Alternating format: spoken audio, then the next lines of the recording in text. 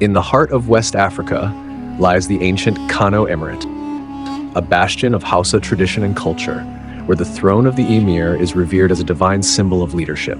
For over 1,000 years, it has withstood the test of time, its rulers guiding the people with wisdom and strength. But with the death of Emir Bayero, the once stable emirate teeters on the brink of chaos. His passing leaves the throne empty, and a fierce battle for succession begins. The Council of Kingmakers, custodians of the sacred succession process, gather in the Grand Palace Hall. Among them, two contenders emerge. Sanusi, a reformist prince with a vision to modernize Kano, and Aminu, a staunch traditionalist determined to uphold the customs of their forebears. Sanusi champions education, economic reform, and gender equality. His ideas resonate with the younger generation who yearn for progress. On the other hand, Aminu embodies the past, vowing to preserve the emirate's traditions, earning him the loyalty of the elders. The kingmakers deliberate, but their decision is fraught with division. When Sanusi appears to have the majority's favor, whispers reach the ears of the governor of Kano State, a man with his own ambitions.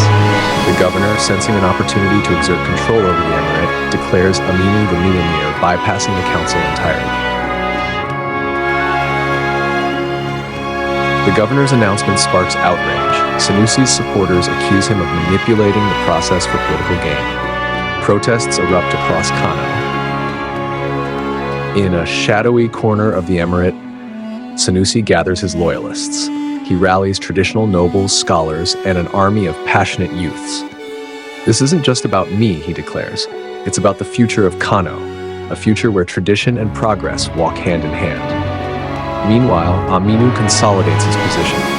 He is crowned in a hurried secret ceremony at the governor's residence, a stark departure from the grandeur and sanctity of the palace.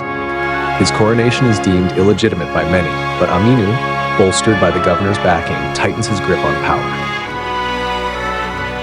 The city becomes a battleground, both politically and symbolically.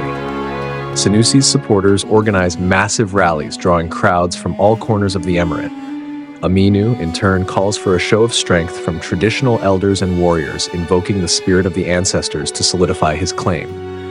One night, under the cover of darkness, Aminu's guards attempt to seize the palace annex where Sanusi resides.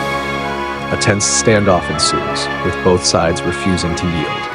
The streets of Kano simmer with tension, as the air grows thick with the sounds of drums and cries of loyalty. Amid the chaos, Sanusi takes his fight to the courts, framing the battle as a struggle between the will of the people and political interference.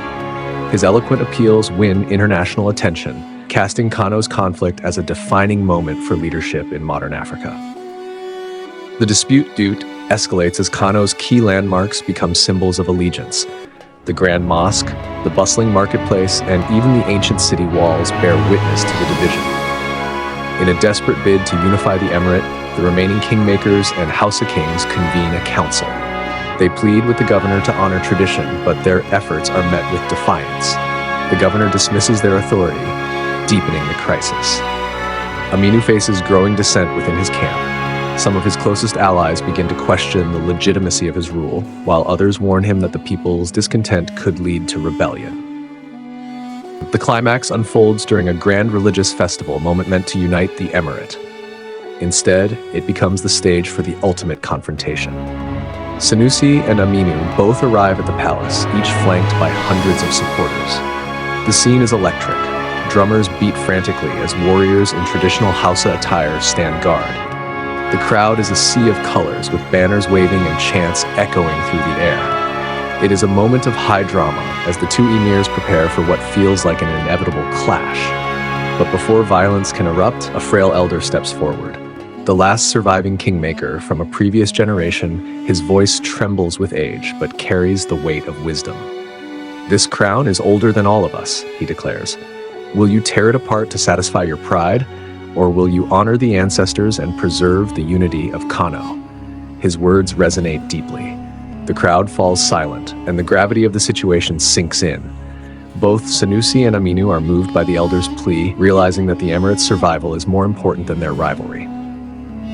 The courts rule in favor of Sanusi, upholding the traditional process and declaring him the rightful emir.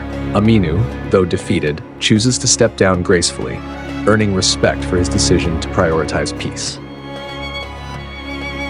In a grand ceremony within the ancient palace, Sanusi is crowned Emir of Kano.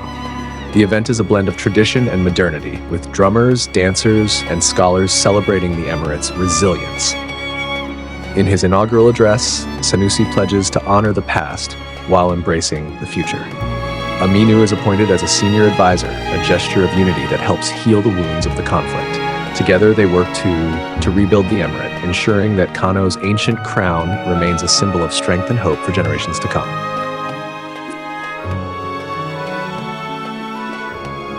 Thank you for watching Seen and Heard Stories. If you enjoyed this tale, don't forget to like, share and subscribe for more captivating African folktale stories. See you in the next story.